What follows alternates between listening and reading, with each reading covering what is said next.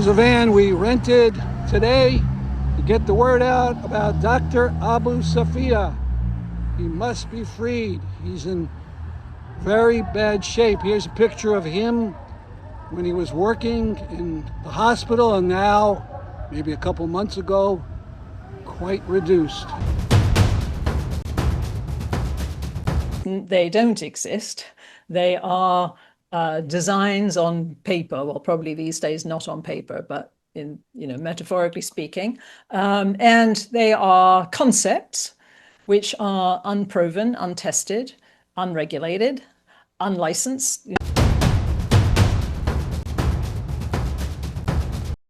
Hello, my name is Stanley Heller. Welcome to the Struggle Video News. On July 11th, a score of people defied the heat in New Haven and held a rally for Dr. Abu Safiya. Here's a van we rented today to get the word out about Dr. Abu Safiya. He must be freed. He's in very bad shape. Here's a picture of him when he was working in the hospital, and now, maybe a couple months ago, quite reduced. He's in critical condition. We don't want to say the words, but he could pass at any time. He needs to be freed. Israel has no right to take him.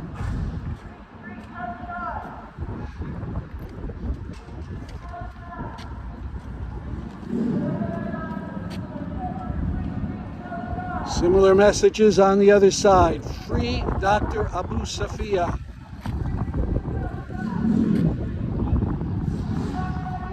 You see TSVN, thestruggle.org, which is one of the groups working on this project.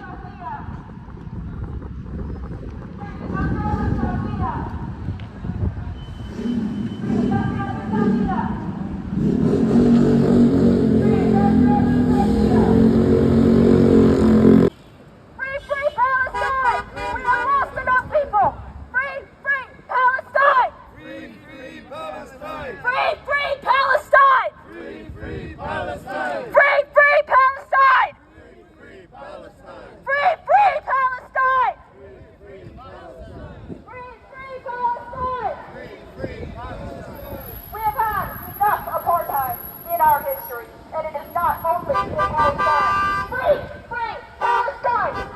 Free Palestine! Free them all! Definition is not the answer. Certainly not the husband. Free Palestine! So, we're here for this particular cause today about Dr. Abu Safiya. Over 18 months in a horrible Israeli prison. He may be at the end. He is in critical condition, and we want to do something to remember his name and demand the politicians speak out. 11 members of Congress have said that he should be free. Unfortunately, today's the 11th of July, and none of our Connecticut members of Congress have called for his freedom. A basic thing, a small act of decency. So we want to thank everybody who showed up and thank all the people honking. Another one there.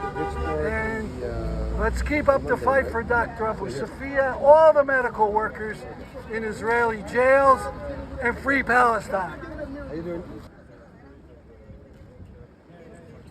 Free Palestine! Free Palestine! Free Palestine! Free Palestine! Free Palestine! Free Palestine! Free Palestine! Free Palestine! Free Palestine! Free Palestine! You guys are all beautiful. I love you. Free Dr. Abu Safiya! Free Dr. Abu Safiya! Free Dr. Abu Safiya! Free Dr. Abu Safiya! Free Dr. Abu Safiya! 11 members of our Congress have called for an end of the torture and for the doctor's release. In Germany, where the government is fiercely repressive of anti-genocide activism, Still, 50 members of the Bundestag have called for an end of the torture and for the doctor's release. I saw this exciting picture on my Facebook stream, but soon realized it was too perfect to be true. But there was an action on that Tower Bridge in London calling for Dr. Abu Safiya's freedom.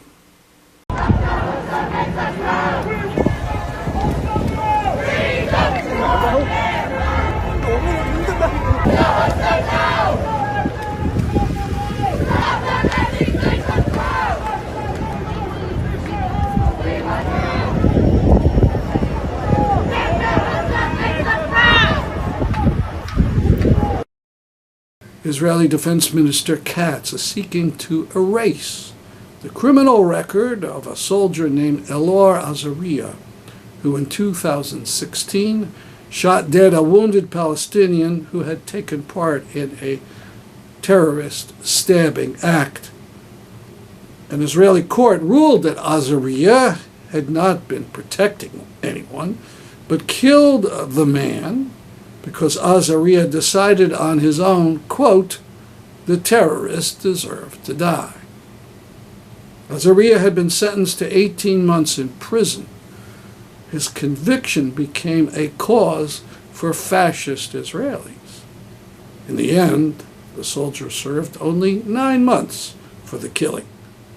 Azariah had been a medic. Medics swear an oath that begins, I, a soldier in the medical corps of the IDF, this day swear to extend a helping hand to any who is injured or ill, be he lowly or venerable, friend or foe, to any fellow man. But even solemn military oaths mean nothing in today's Israel. Mahmoud Khalil is fighting back with a landmark lawsuit against the Trump administration and private anti-Palestinian groups. The lawsuit alleges that senior Trump administration officials and anti-Palestinian organizations unlawfully conspired to target him and other individuals because of their support for Palestinian rights. For more information, go to our Palestine-Israel archive on our site, thestrugglevideo.org.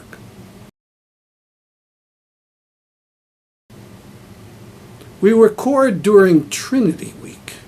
Trinity was the code name given to the first atomic bomb test. The explosion took place July 16th, 1945. That was followed a few weeks later by the nuclear bombing of Hiroshima and Nagasaki.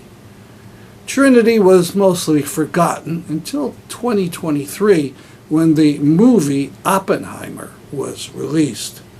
Promoting Enduring Peace and Back from the Brink sponsored a small event on July 13 where a dozen or so of us displayed banners and gave out leaflets in Hartford, Connecticut. This is Trinity Week. This week in 1945 was the first atomic bomb explosion, a test in New Mexico. Ever since we've been with this curse. We're in Hartford, Connecticut, promoting Enduring Peace and Back from the Brink. Signs. People are coming up. This one says, resist, the wind is covering it over. Keep America alive. One of the things we are talking about is Lamont's plan to build nuclear power plants in Connecticut, claiming they're new, they're safe, they're wonderful. So who knows where they'll put them, on the Connecticut River or in lakes in Danbury or wherever. A huge mistake. Very, very expensive. They could have a problem with melting down like places have, but certainly they'll have a problem with the waste. Any nuclear power plant produces waste, and it lasts, and they have to guard it carefully, not for years, not for hundreds of years, but for thousands of years. And there's no place to put it. For 80 years, they've been talking about permanent disposal of these things. Haven't come up with a plan because they never will. So this is a bad plan from Lamont and the legislature. Think, do you want a nuclear power plant in your community? The answer should be no.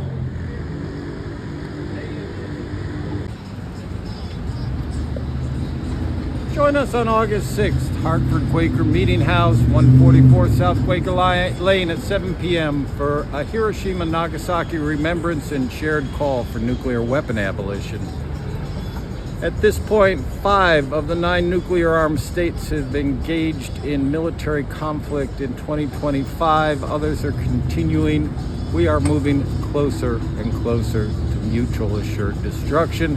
I say it's time to call for mutual assured sustainability in our world and in our communities.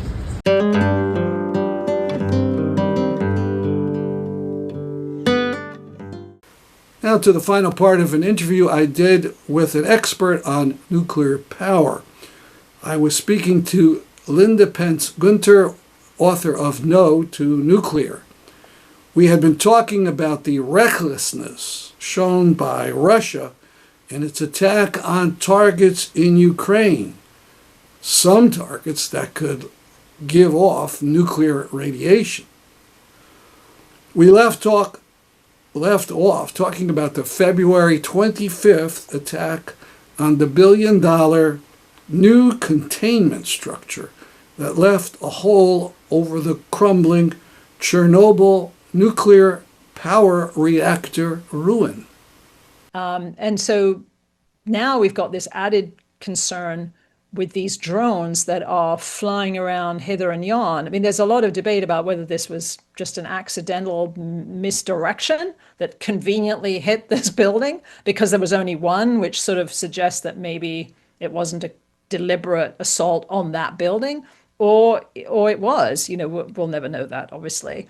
But the fact, when you see the picture of it, it's pretty alarming. It's sort of rubblized, that side of the building. It's adjacent to the building where the casts are. So a few hundred meters off course, and we could have been in a really dangerous situation, especially if there's a fire, because the fire is what lofts it into the atmosphere, and what happened with the original disaster, so that you got fallout all across what the former Soviet Union, but also into Europe.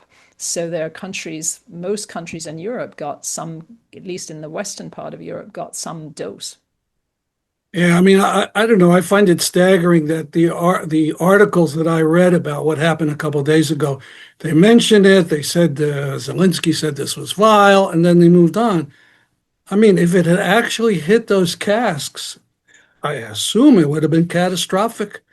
Right. Well, you've got this really anomalous situation with the International Atomic Energy Agency, for example, which you invariably hear a statement from Rafael Grossi, who's the general secretary of the IAEA, after one of these incidents. For example, there's also the 6 reactor Zaporizhzhia site in Ukraine. That's in the southeast part of the country, which is really in the thick of the worst of the fighting, which was occupied almost immediately on March 4th by the Russians and has been under Russian occupation ever since, but nevertheless has also been the victim of close calls, fires, missiles, drones hitting buildings, not reactor buildings this time, not yet.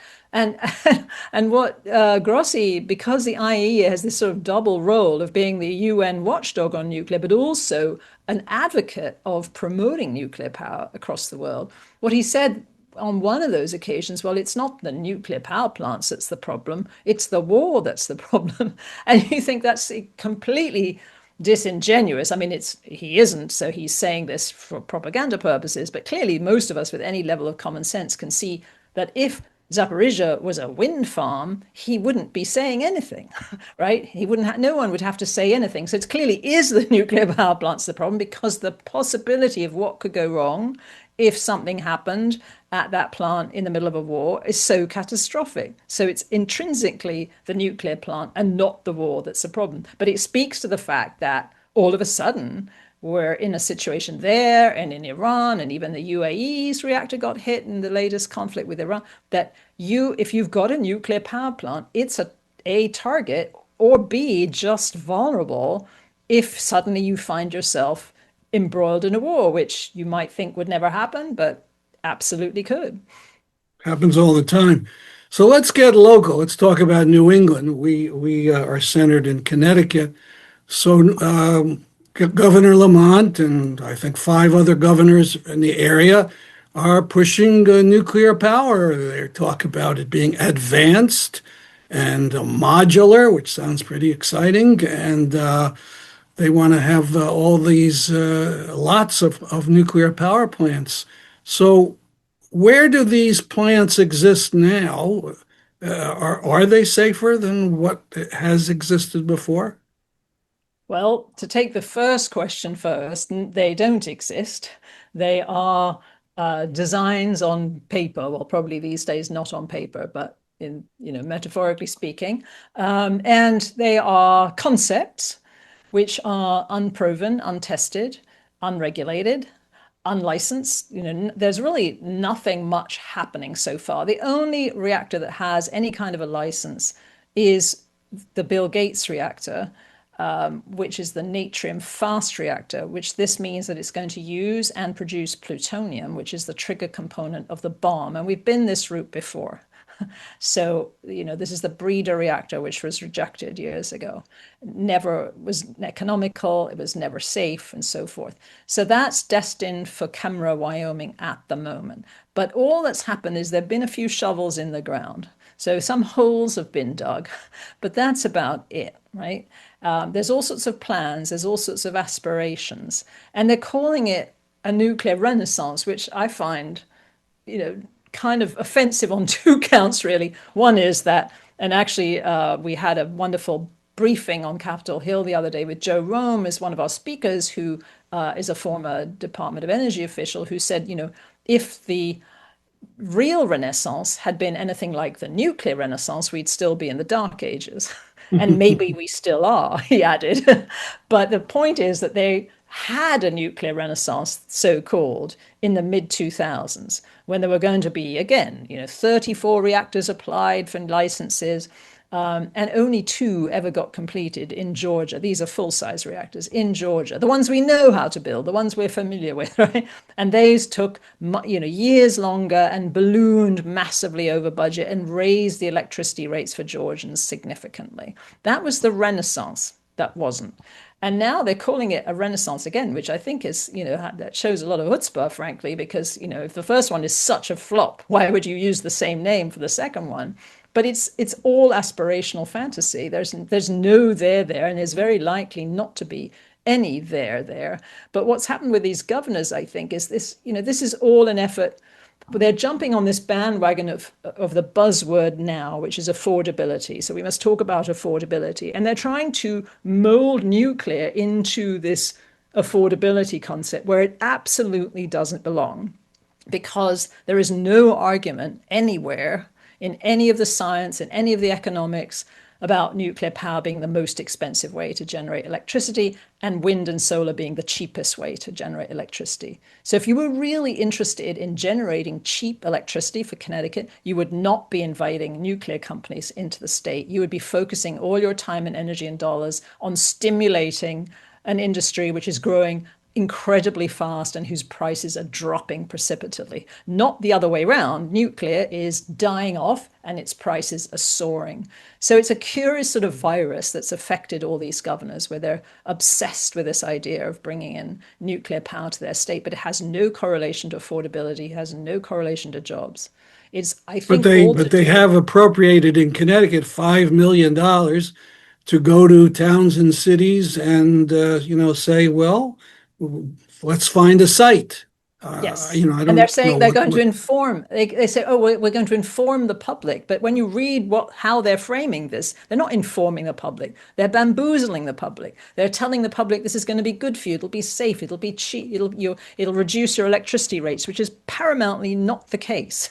You know, that in fact, I was looking at a document the other day where it said, I'll read it because it's so interesting. It said about 77% of the 2024 public benefit charge increase alone, this is in Connecticut, was tied to long-term nuclear procurement contracts, specifically the requirement that electric utilities purchase power from the Millstone nuclear plant. So this is all about keeping Millstone relevant, alive, going, profitable, if it is, and not about what's good for the public. What they're doing all over the country is coming in and trying to snow the public because they hope they don't understand radioactive isotopes and they don't know what the health implications are and they don't understand the economics. And they're going to say, we've got this new shiny object that we're going to put in the ground here that's going to be great for you. You know, your tax rate will go down, you'll have more libraries and fire trucks, and it's all mythology because a lot of the times these companies are fading away anyway. We saw the first plan for this completely collapse with NuScale, which went away because there was no investment, because it's not a good investment. I mean, there was some, but not enough. So they couldn't get enough buyers. So the whole thing collapsed and the prices kept soaring and the buyers were, oh, wait a minute, maybe we don't want to be part of this. So it's just not a good choice for human beings, the environment, the ecosystem. And it's certainly not an answer to the affordability issues, which could be addressed other ways. So I want to thank you again for speaking with me. Thanks so much. It was a pleasure. Here's a note. People who call for nuclear power say it's virtually 100% reliable and not dependent on weather conditions. They say it's much more reliable than solar, which doesn't work on cloudy days, or on wind that doesn't work on days without wind. But this week we learned that France, which is very supportive of nuclear power, had to cut back on its electric output by a massive 6.4 gigawatts because of the weather. The problem was under the recent heat dome, French waterways had become so hot they couldn't be used to cool down nuclear power plants. They're coming. These others are coming.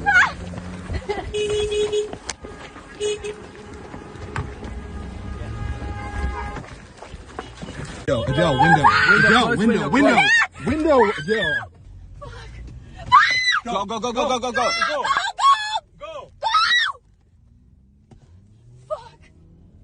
On the anniversary of the murder of 2 Palestinians by Israeli settlers in Mazra Sharkir, we, together with his CNN crew, accompanied Kamal Musaled, a father of Saif, who was beaten to death by settlers last year, back to the place where he was killed.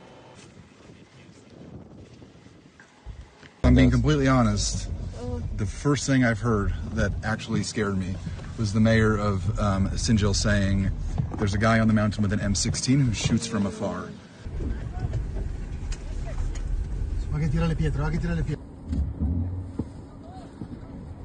Wow, he's ready to throw a rock. Look. He's got a knife. He's going for the tires. Oh my God! Go. Fuck! No, he's going to our car. Go, drive. Move! Get the fuck out of the way! Move! Drive. Go! Watch out! Oh, there they are. The settlers are after us? Yeah. They're right behind us. They're coming. Tell them to accelerate. They're going. They're like Stevie Wonder. Come on.